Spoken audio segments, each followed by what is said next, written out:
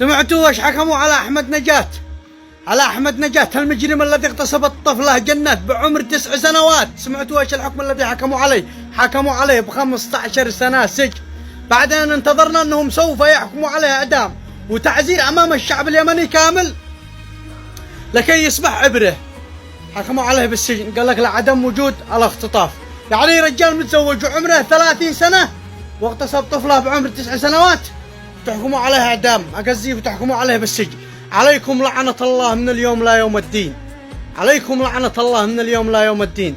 اقسموا بالله العظيم ان انتم بعتوا الشرف وبعتوا الكرامة وبعتوا المروة وبعتوا القبيلة. خلاص انتهى شيء شرف اسمه باليمن، علي الحرام، ما فيكم نخوة ولا مروة. بعتوا العادات والتقاليد يا ملاعن الوالدين، بعتوا شرع الله. 16 سنة تحكم على مجرم اغتصب طفلة بعمر 9 سنوات.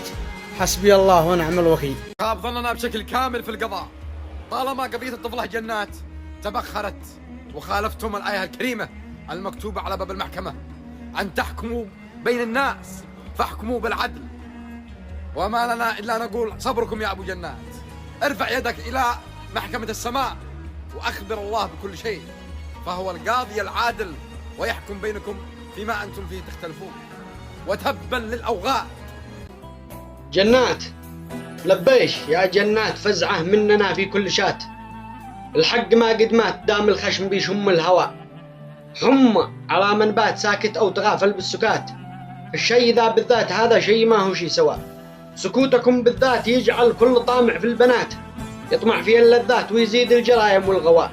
كل اليمن هيهات ترضى شيء في حق اللوات، ومن رضي زلات من هؤلاء فله عندي دواه زيتيات حارق تقطع انفاس الريات، من بطن شيكيات تسلخ لحم عظمه والشواء.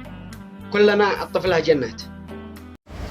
يا حسافة أهل اليمن، أهل صنعاء تحديدا، ما تقدروا تحموا بنت صغيرة، ما تقدروا تاخذوا بحق بنت صغيرة. الطفلة جنات صرتم مغيرين قاضي واثنين وهلأ الثالث، ومع الأسف بمحكمة اليوم بدال ما أنه يصدر حكم يدين هذا الوصف أحمد نجاة،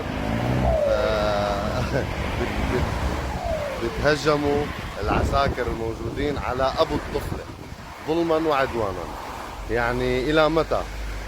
بحياتنا ما كنا متوقعين يطلع الفشل هذا من القضاء اليمني أو الارتشاء هذا، ما خلينا نقول هيك، لأنه لو ما في شيء خايفين منه القضاة أو اللي أصحاب الأمر، ما بعتقد واحد صغير مثل أحمد نجاة ممكن يسيطر على مدينة كاملة أو حاليا مسيطر على بلد كاملة غير قادرة على أن الدين مجرم تافه حقير من أقدر الجرائم المرتكبة، اللي هو الاعتداء على طفلة وتهديدها وتهديد أهلها. وكثر الكلام وقلت الأفعال. شكرا. أخوكم ياسر من سوريا.